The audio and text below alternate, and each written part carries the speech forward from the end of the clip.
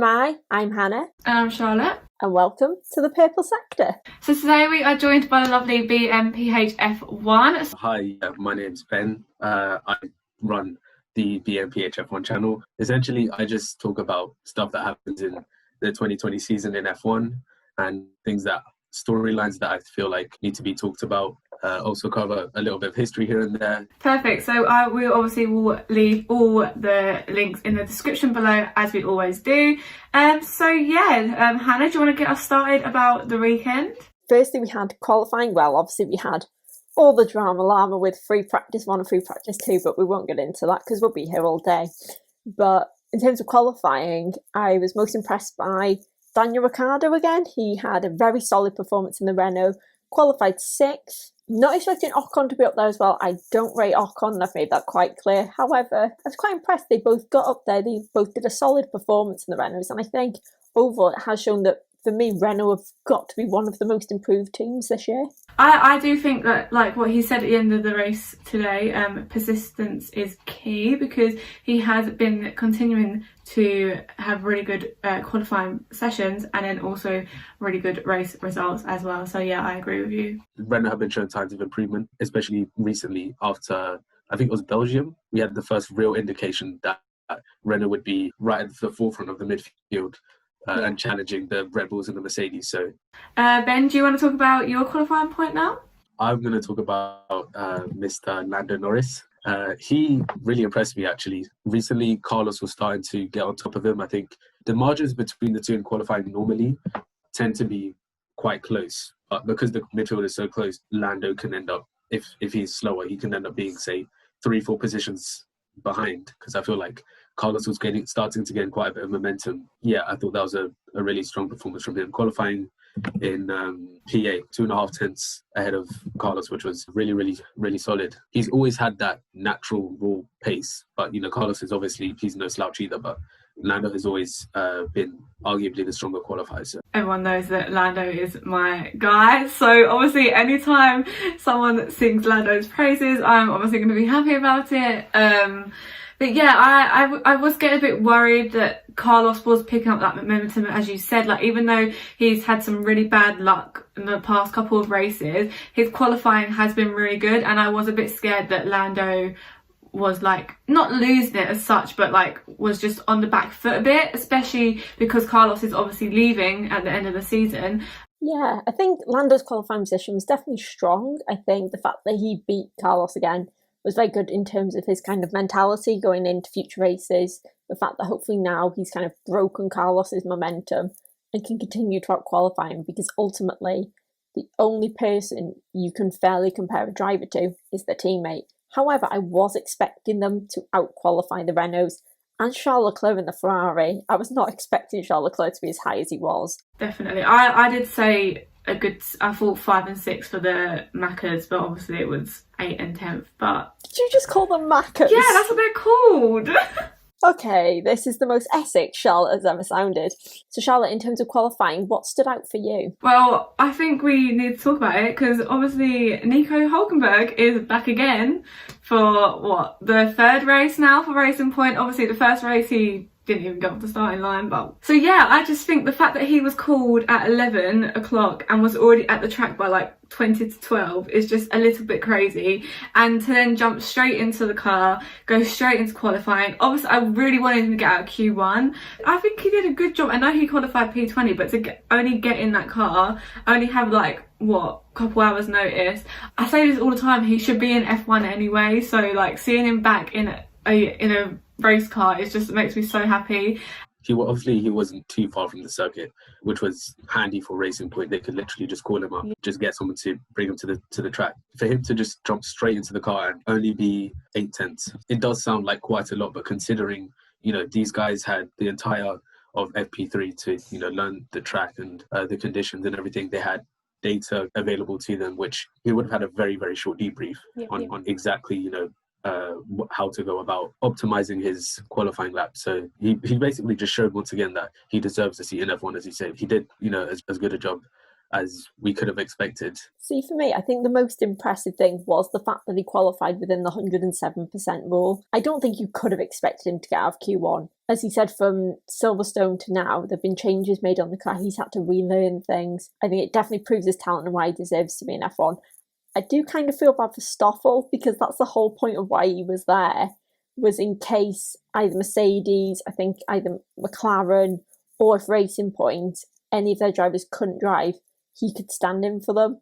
And he's ended up having to play Call of Duty in his hotel room. I think the thing that does worry me, though, is what's wrong with Lance. They're saying that Lance has continually tested negative for coronavirus, and they don't think it's that. They could have spared his blushes in some of the details. Lance continues to feel ill, and he's felt this way since, I think, before Russia.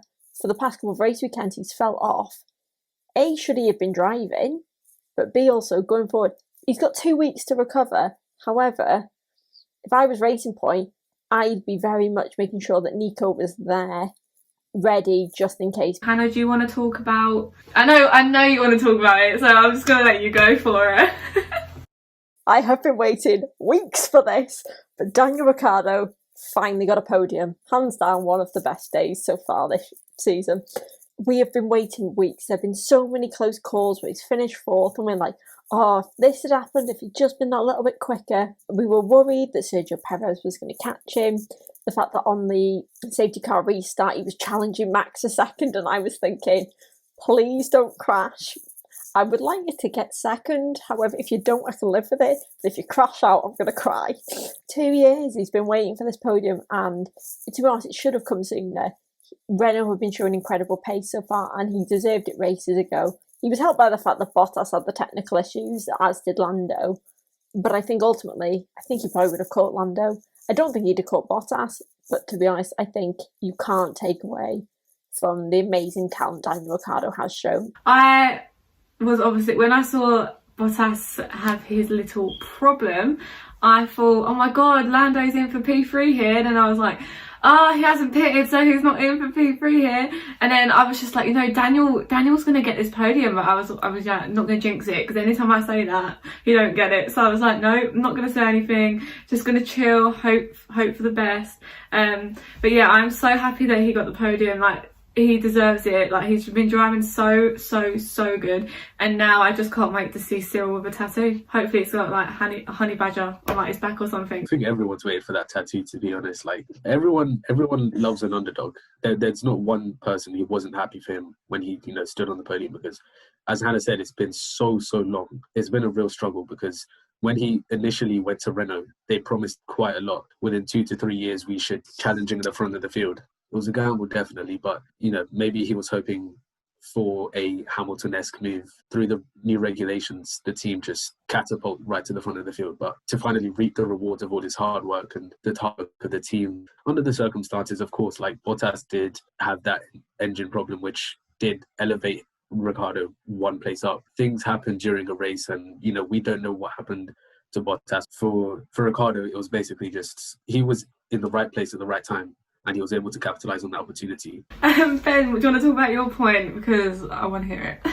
Lando, this weekend, he had the opportunity to get another podium. Initially, he started quite well. I think he overtook Perez on the first, I think it was at turn 1, I'm not too sure. He was holding his own against Perez, and then obviously that engine issue just was a real bummer. He managed it surprisingly well, considering he was saying that he literally had no power and it was just getting worse and worse and worse. What I was impressed with was the fact that he just didn't give up, and the fact that he just kept persevering until basically he could do no more, until the car just gave in. And I would have much rather that it had happened that way than just throw in the towel himself, because it's a testament to his character. Outside of the car, he's obviously a very jolly, relatable driver. In the car, he is very serious about what he does. And you can even hear it on the team radio. He was really in conversation with his engineers. You could hear the emotion. I definitely feel like even though this weekend didn't turn out the way he wanted it to, he will learn from the experience and become better as a result. It's so annoying, because when I woke up and I looked at Twitter and it was like Lando's got a new engine or whatever, and I was like, oh my god, is he going to have a penalty? And they didn't have a penalty, and I'm thinking, he doesn't have a penalty, come on, this is great. And then like throughout the race, like he actually did get a decent start up the inside. Who is it? Of Daniel, and then obviously Perez, and that fight.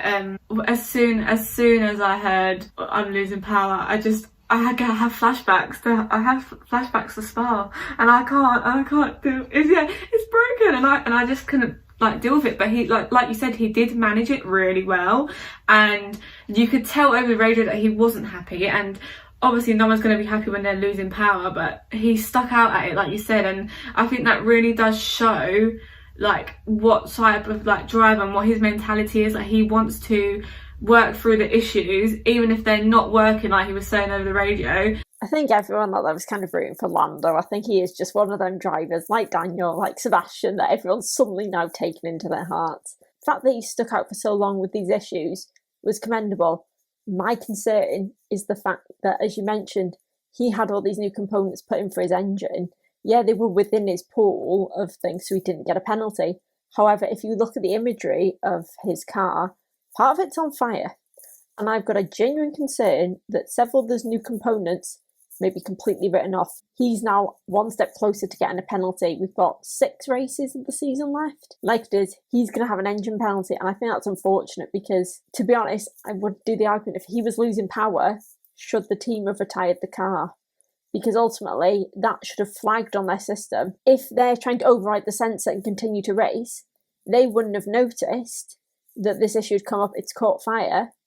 So overall, they could have accidentally sabotaged one of their own pieces of equipment and ultimately meant that the driver's going to get penalised further down. Yeah, I definitely agree with that because Mercedes basically called in Bottas. Well, he was losing, you could tell he was losing more power, like a lot more power compared to Norris. They basically, as soon as they realised it was pretty much like they couldn't fix the issue at all, then they just decided to retire the car. And a lot of drivers did have engine issues. It was really weird. As Martin Brundle was saying, the Nürburgring isn't necessarily known for to cause wear on the car, and so it was odd to see so many people, reporting engine issues, mainly down to like sensors. Yeah, as you say, I definitely agree with that point that McLaren probably should have brought him in to save the engine, and if there was, obviously save mileage, but then also if there was an underlying issue or like whatever was triggering the sensor, if there was like a fundamental issue which would have a long-term effect on that particular power unit, then they'll have to use more components, which will result in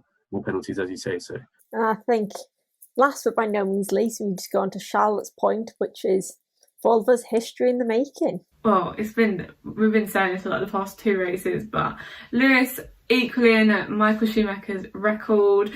I love Lewis so much. Like I love him, and I'm just so happy. It's just I just didn't think I'd ever see these sort of records be broken, and to see it be broken today and to be in Germany near their hometown, it seems so sentimental, like it was meant to be. When Mick gave that helmet to him, I just thought, you know what, this is a moment in history that like is so special. And then for Lewis to take it up onto the podium as well, and just to see Lewis when he was getting the helmet, just to see his, like, you could see his emotion, and like he was like sort of like speechless, not knowing what to say. And I just think, oh, it's just so special. And obviously he's going to continue to break and set records, and I'm just so excited to see, as long as Lewis is in this sport, how many records or like how much history he can make. Lewis is a legend, man. He will go down in the history books as one of the greats. I think we're at a point where like we run out of superlatives for him. He's at a level where pretty much, no one can match him. And whenever he wins or whenever he does what he does, we just say, oh, that's just Lewis. Lewis being Lewis. Today was another example of that. I think he was saying something about he was catching Valtteri towards the end of the first stint. I don't know whether Valtteri felt any pressure or whatever, but he obviously had that right front lockup, which allowed Lewis to get through, and then obviously Valtteri had to come in as a result of the flat spot. So yeah, he definitely obviously deserved to win, and it almost seemed too perfect, like all the circumstances, like it being at the Eifel Grand Prix, a track which was like very close to Michael's place of birth, and Mick giving him Michael's helmet was just it was a fitting tribute. It's difficult to really comprehend what he's doing in the moment, and I feel like it will take a couple of years for people to actually realize, oh, damn, like this guy is making history. We should appreciate him while he's here, because we're probably not going to see something like this for like a very, very long time. This for me is an interesting one. It's going to be the line of no one realises someone's a legend until after they stop competing. If you look through all the history books, look at people like Michael, for example. He was very much dominant in his time, but didn't necessarily become a legend until after he retired. And Lewis for me has always been interesting, because I'm going to hold my hands up. I'm not actually a massive fan of Lewis Hamilton. Growing up, Michael Schumacher to me is just like God tier, was my idol, was the person that I aspired to be growing up. However, over the past season or so, I've begun to appreciate and respect Lewis more, because for me, growing up, he always seemed a little bit haughty. And then over the past year or so, I've seen him humbled whilst also achieving great things, like the fact that he does so much now, using his reputation, using his popularity to fight for these issues like climate change, like the Black Lives Matter movement. The fact that he's using his position actually made me respect him even more, because he's not just putting himself on a pedestal, but he's using his position and actually trying to make a difference. And kind of watching him beat Schumacher's record, it was one of the moments where I was like, I didn't want anyone to beat Schumacher's record, but I couldn't think of anyone more deserving to do so. There's a multitude of arguments. You could say Lewis has had the best car, but so did Schumacher. You could say that he's had weak teammates. So did a lot of people. In the end, and the fact that the seasons are longer, so statistically, he would have more chances to win races and beat records. The same, for example, why Kimi's beat Rubens Barrichello's record for most race starts. But ultimately, Lewis, for me, shows a complete package of a driver. He's more than just a racing driver. He's more than just a good qualifier or a strong overtaker or a dominant race winner. He is, to be honest, one of the greatest of all time. And I think his legacy that he will leave in the sport far transcends just what he does on the racetrack. And I think seeing Mick give his helmet to Lewis was emotional. Although I do have one question. It probably looked like the race was going to be won by Bottas. How long have they had that helmet there? I think they just take it round with them everywhere they go. Anyone who kind of criticises Lewis now, in the end, has to realise that Lewis is just an icon of the sport, and I can't wait to see what other records he'll break. Ultimately, is it the quote that Michael said is, records are there to be broken, and Lewis will set the records and define a generation of the sport. And I think is ultimately, it was a poetic end to an incredible Grand Prix. So thank you very much, Brent, for coming on. It's been a pleasure getting to chat to you. We'll be back in 2 weeks' time in Portimao. So I'm Hannah, that's Charlotte, and this has been The Purple Sector. Bye.